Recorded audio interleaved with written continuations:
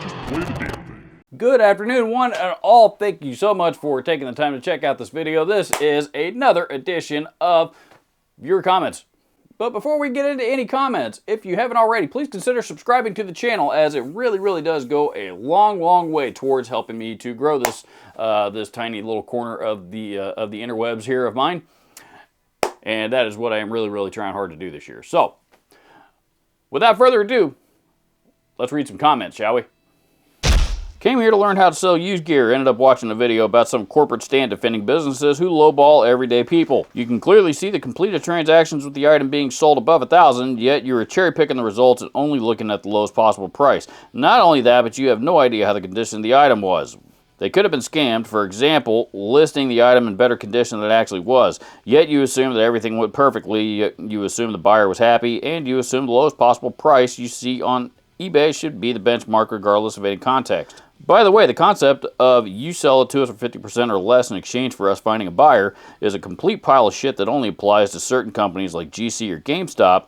The vast majority of the world doesn't do shit like that.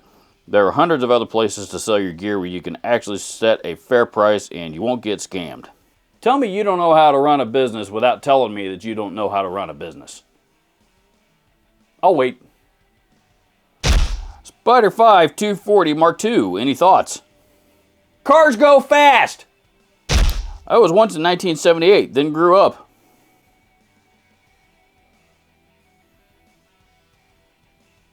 Okay.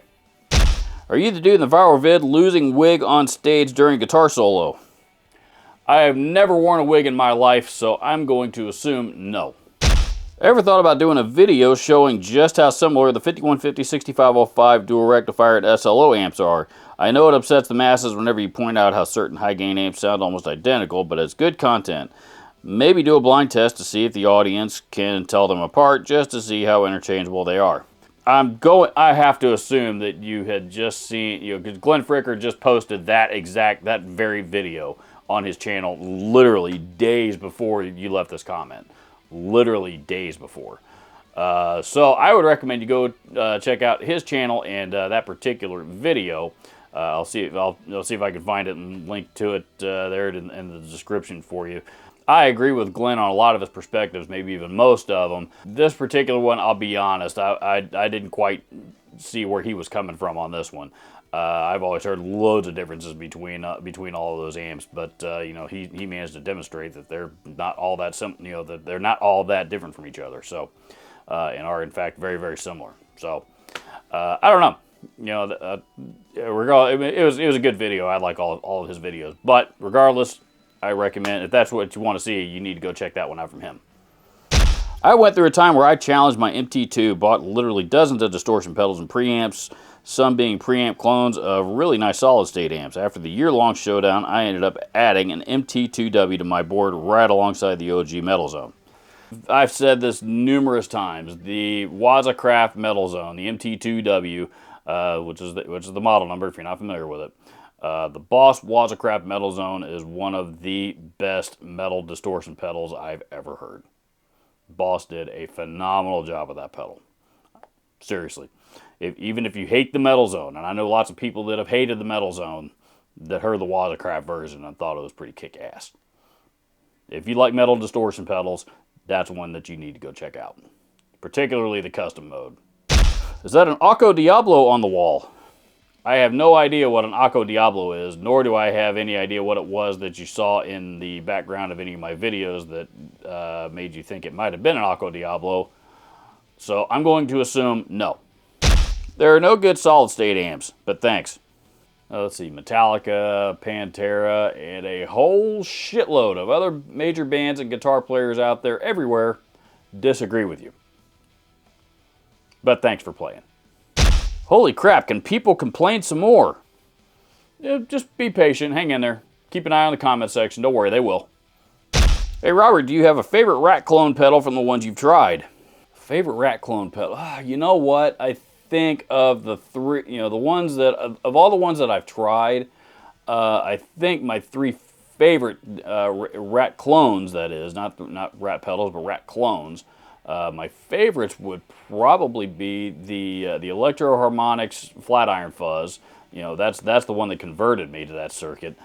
So it'd be the AHX flat iron fuzz, the Little Bear r.attack, which is a little $50, 40, 50 bucks. I know it's not any more than that. You know, a little pedal that I paid on, you know, that you can get on Amazon or eBay or wherever.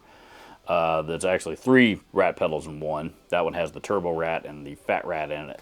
Fat rat circuits in it, as well as the original rat 2. You know, and a third one, believe it or not, actually would be the Joyo Splinter. And you know, that one's actually really similar to the r.attack.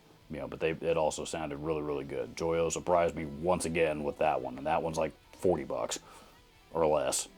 Non-Proco rat style pedals that I've tried, those would probably be my top 3. Greetings, your top 10 video was viewed and your channel subscribed. High quality production and narrative. Thank you. I'm a senior citizen and cover band lead guitarist. Library of about 60 songs, southern rock, electric, country, and a few Guns N' Roses. I use Johnson Millennium, JM250, PV412, horn cab at the shows, and store Johnson Millennium JM150 in my home studio.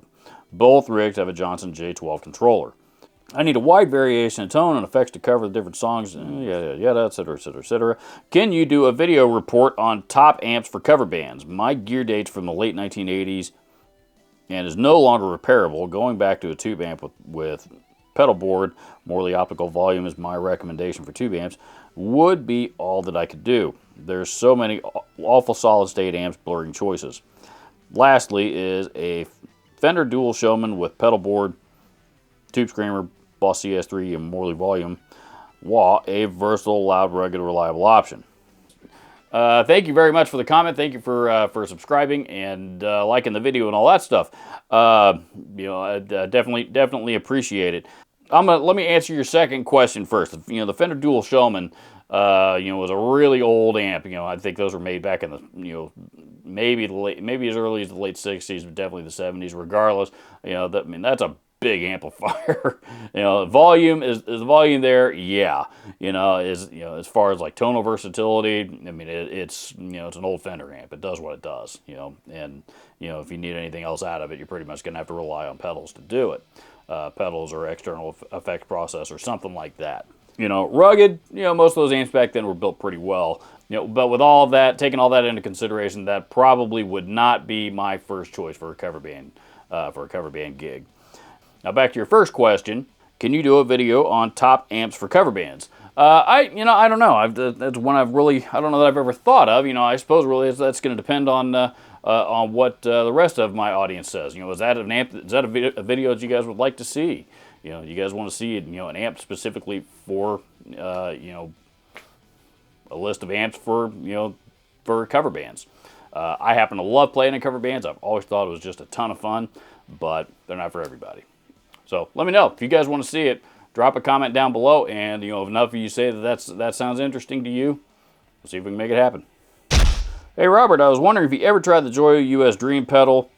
As from a demo from the Gearman dude who talks like Jack Black, he compared one to a Sir Riot pedal, and it was really close in sound, and to me sounds like 80s hair metal, which is the sound I like a lot. I was thinking of buying one as they are only like 40 bucks or something, but wanted to know if you've tried one, as I trust your opinions on gear. Thank you for your videos. You know, that one I have not gotten my hands on either. You know, I've heard a couple of them. I haven't personally played them, you know, and, you know, Gearman dude, whatever happened to him, by the way? I think he stopped posting videos a couple years ago, I guess. I haven't seen anything from him in a long time. But at any rate, he is, you know, he was right. You know, the Joyo US Dream is their clone of the Sir Riot distortion pedal, you know, which is kind of like an uber hot-rodded Marshall type of high-gain distortion, really is what that is. You know, again, I've not heard the two side by side. You know, I couldn't tell you how close it is, but, I mean, it's, you know, with most Joyo stuff, it's definitely in the ballpark. That much I do know. But that was also that was out of Joyo's, like their first generation of pedals they ever came out with. So I think it's still out there though. I think they still make it. I'm curious, how's the miter joint at the corner of your wall hangers? There's a question I've never been asked before by anybody ever. I always tell newbies to go for an orange micro dark or a Boss Katana. Nice work, RJ. I think boutique that bought Soldano does the 30-watt mini line. Thank you very much. You know, a lot of people actually brought up those orange micro amps. You know, the Micro Terra and the Micro Dark. which are hybrid amplifiers, and yeah, and they are absolutely great sounding amplifiers. I didn't put them on the list because I already had the Orange Crush 35 RT, you know, and I didn't want Orange dominating that list or any other brand for that matter. So, you know, that was the only reason. That was the main reason why I left them off. Also, you know, I kind of wanted to go with a combo in that particular slot, something that already had its own speaker with it, as opposed to something that you would need an external speaker cabinet. You know, just in that particular slot on the list. I know there was other just, you know, amp heads on that list that I did include. And the other reasons, the Joyo Bantam series were also on that list, and they have a whole slew of amplifiers and a cabinet that were both under the $300 price point and are really very, very similar to the Orange Micro amps, particularly the Meteor model. So that was it. That was the last comment. Thank you so much for taking the time to tune into this video. I hope you found it entertaining and informative and all that kind of stuff. It takes me a little bit longer to get to them these days, but if you left me a comment, you know, provided that YouTube's algorithm didn't block it out, and they do that sometimes, unfortunately. Provided they didn't filter it out somehow, rest assured, I did read it. You know, even if I didn't respond to it, which is, you know, unfortunately I don't get to respond to most of them. But rest assured, I did read it. So, and thank you very much, because I do enjoy reading all of your comments, even from the assholes. I don't know why, but there's a lot of those out there. So, if you like the idea of your comment being featured in a future edition of viewers' comments on this channel, drop a comment down here on this video or any of the other videos on this channel, particularly if it's a legit question about something. And cross your fingers. Adios.